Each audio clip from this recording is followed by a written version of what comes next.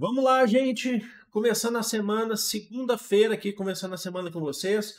Vou passar aqui pelas principais notícias que ocorreram desde esse fim de semana para a atualidade sobre os conflitos aí, sobre as questões internacionais.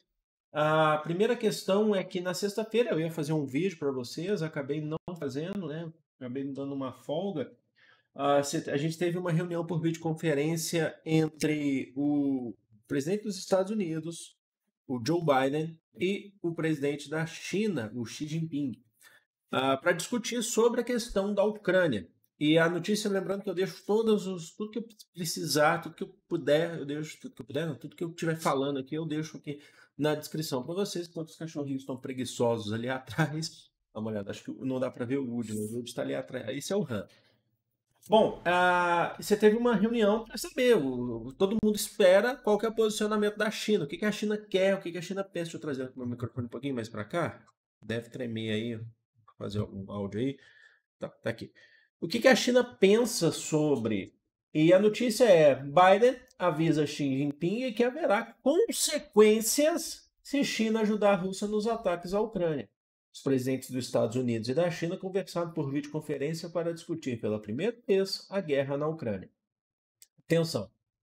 A conversa por videoconferência durou quase 2 horas. O presidente chinês Xi Jinping disse que a crise na Ucrânia é algo que ninguém quer se ver, ninguém quer ver, logicamente. O presidente americano Joe Biden avisou que haverá consequências.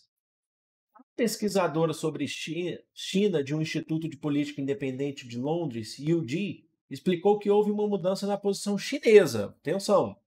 De uma indiferença inicial para uma mais solidária aos ucranianos, mas ainda sem denunciar abertamente a Rússia. Significa que ela diz que houve uma postura mais solidária, mas não denunciou. O que, que a OTAN cobra, os países membros da OTAN, na verdade, cobram da China é que a China ela não define o conceito de guerra, de invasão da Rússia à Ucrânia. Ela não repudiou até agora, tá bom? Nas Nações Unidas, a China disse que apoia os esforços de mediação pela paz e que deseja o cessar-fogo o mais rápido possível, isso a gente já sabia, para evitar mais vítimas civis e uma crise humanitária gigantesca. Mas também, inclusive, já falo isso aqui já, mas também endossou uma acusação russa contra os Estados Unidos, que foi o que aconteceu semana retrasada, né? De que, ou semana passada, na verdade, a Ucrânia estaria desenvolvendo armas biológicas com financiamento americano. Ah, o, re- ah, o, re- ah, o representante russo na ONU, ele alegou que a Ucrânia estaria com laboratórios de desenvolvimento de armas biológicas e químicas e que esses laboratórios eram financiados pelos Estados Unidos.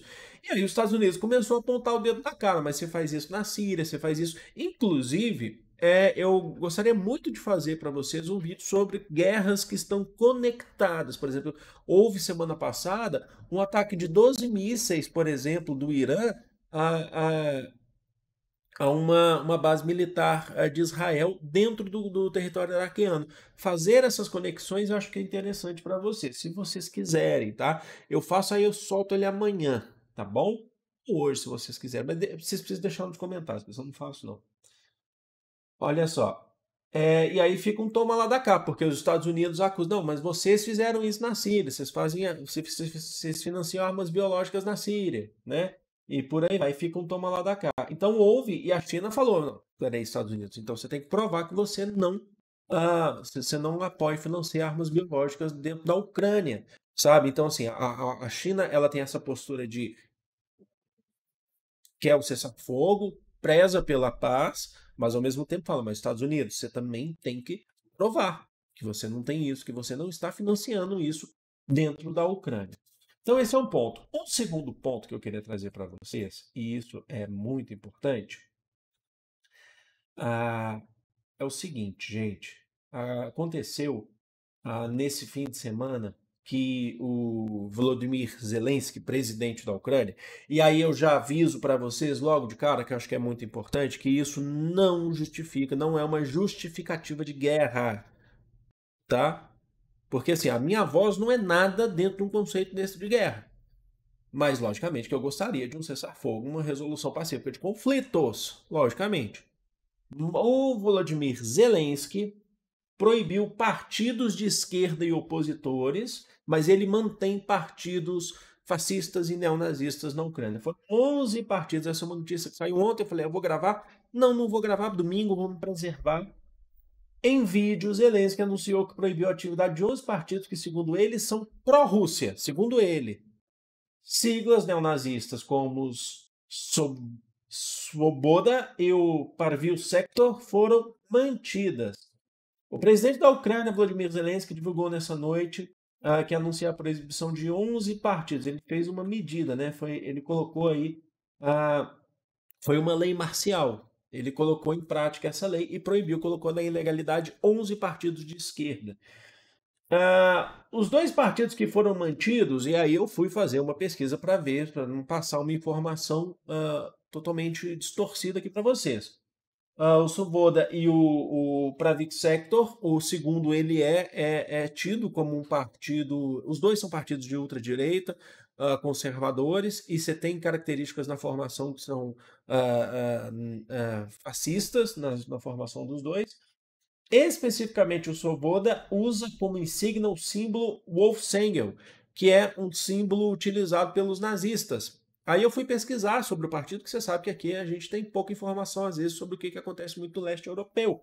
Fui pesquisar sobre o partido, sobre símbolos do partido, e o partido ele faz referências, de fato, à questão nazista dos tempos do Reich, por exemplo. Estava pesquisando sobre isso, sobre que partido é esse, o que esse partido faz, e de fato existem referências, por exemplo, em bandeiras, em membros do partido, passeatas do partido, em relação ao Terceiro Reich na Alemanha. Bom, isso aí é importante destacar, porque quando eu fiz o vídeo aqui sobre o neonazismo na Ucrânia, eu ainda vou fazer um vídeo sobre neonazismo no mundo. Eu estou vendo muita gente, inclusive jornalistas, falando assim, eu não sou jornalista, eu sou professor, mas eu estou vendo muita gente, muitos jornalistas falando, colocando isso como uma questão secundária, que isso aí é para justificar a invasão. E eu não estou aqui justificando a invasão, é importante que se diga novamente. Mas a questão do neonazismo na Ucrânia é uma questão, um problema super real, assim como existe também na Rússia, assim como existe também no Brasil. Aí o pessoal fala assim, existe no Brasil, existe na Rússia. Existe sim, logicamente. Qual que é a diferença? O que a gente está vendo na Ucrânia? Por a Ucrânia estar em evidência agora, é que existem sim membros armados neonazistas dentro da Ucrânia e não é de hoje. Tá? O Batalhão de Azov, inclusive foi anunciado esses dias a morte de um dos líderes do Batalhão de Azov no meio do conflito.